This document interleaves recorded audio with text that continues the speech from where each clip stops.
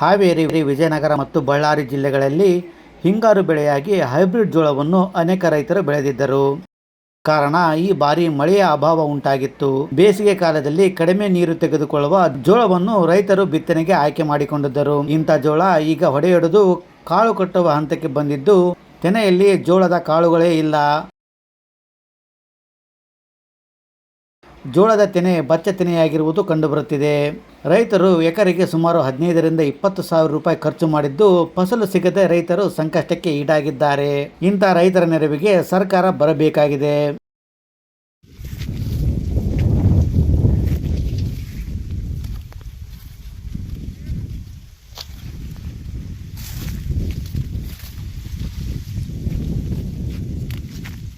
ನೀವು ರೈತರಾಗಿದ್ದರೆ ಜೋಳ ಯಾಕೆ ಈ ಥರ ಆಗಿದೆ ಅನ್ನೋದನ್ನು ಕಮೆಂಟ್ ಮಾಡುವುದರ ಮುಖಾಂತರ ಗೊತ್ತಿಲ್ಲದ ರೈತರಿಗೆ ಮಾಹಿತಿ ನೀಡಿದರೆ ರೈತರು ಆ ತಪ್ಪನ್ನು ಮಾಡುವುದಿಲ್ಲ. ಫ್ರೆಂಡ್ಸ್, ಈ ಮಾಹಿತಿ ಇಷ್ಟ ಆದರೆ ಲೈಕ್ ಮಾಡಿ, ಶೇರ್ ಮಾಡಿ, ಹಾಗೂ ತಪ್ಪದೆ ನಮ್ಮ ಚಾನಲ್ ಸಬ್ಸ್ಕ್ರೈಬ್ ಮಾಡಿ.